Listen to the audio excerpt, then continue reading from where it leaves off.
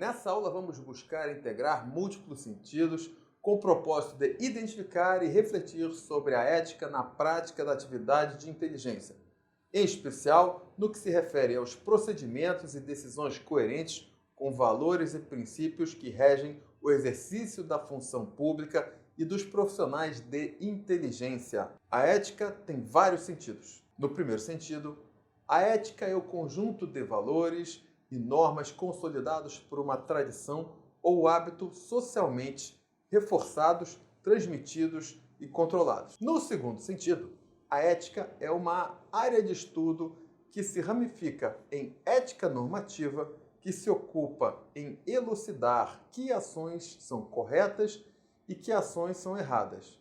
E a metaética, que discute o sentido dos termos éticos, se as normas morais são objetivas ou subjetivas, entre outras questões. No terceiro sentido, a ética é uma conduta justificada racionalmente, onde, mesmo uma ação sendo socialmente estabelecida, ela pode ser eticamente condenável. Para os estudiosos da ética e da moral, há uma diferença filosófica e fundamental entre a ética e a moral. Ética é de caráter universal e trata do estudo dos juízos de apreciação referentes à conduta humana suscetível de qualificação do ponto de vista do bem e do mal. Moral é o conjunto de regras de conduta considerados como válidos, quer para uma pessoa ou grupo de pessoas, em relação às suas ações concretas, aos seus comportamentos e atitudes para si e para o outro.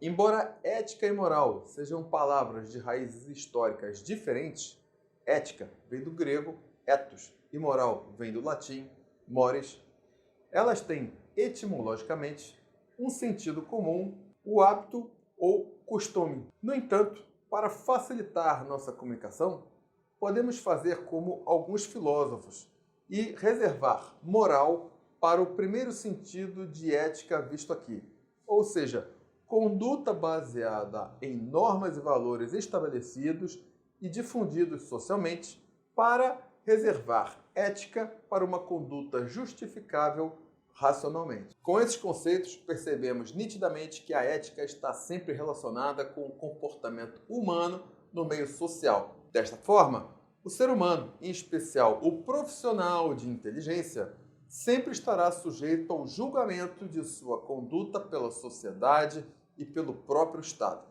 Mas qual é a régua para efetuar esse julgamento? Se a ética é subjetiva, que referência será utilizada para afirmar se determinada conduta é correta ou incorreta? É ética ou antiética?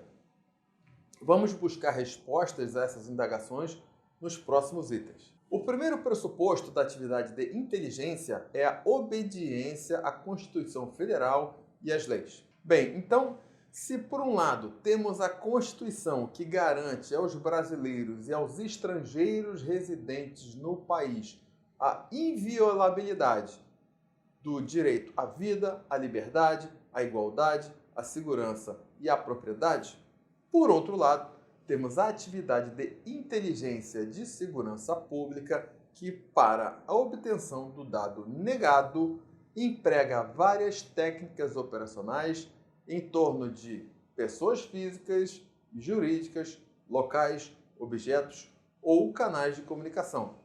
Ocorre que todas essas ações se norteiam por atos normativos e diplomas legais que outorgam o emprego de tais técnicas em situações bem específicas e para propósitos legitimados democraticamente.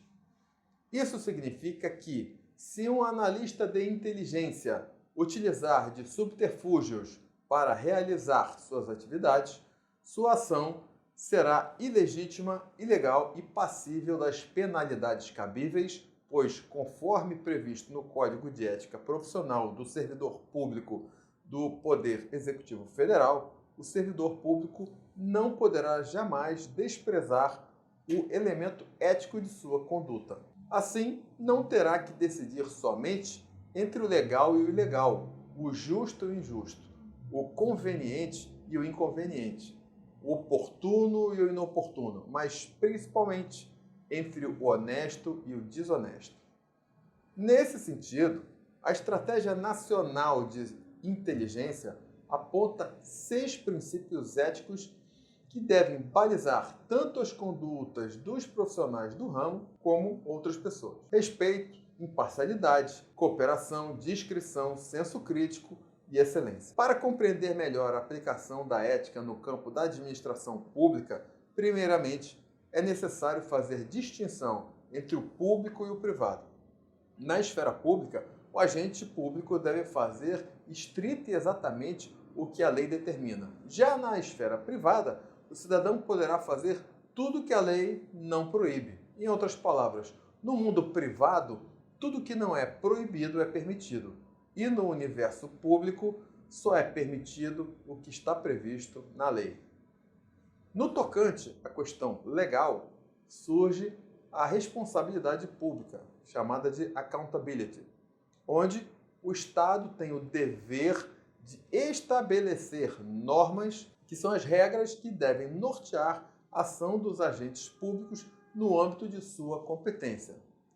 Da mesma forma, e até mesmo as empresas privadas estabeleceram códigos de ética, guias ou códigos de conduta, manuais e outros atos normativos que devem servir de referência ao desenvolvimento das atividades laborais. Na esfera privada, as empresas preocupadas com o compliance, isso é, em agir de acordo com as leis e regulamentos externos e internos, que incluem políticas de governança, regras, normas e padrões, também estabelecem suas referências sobre a ética para nortear a conduta profissional de seus colaboradores.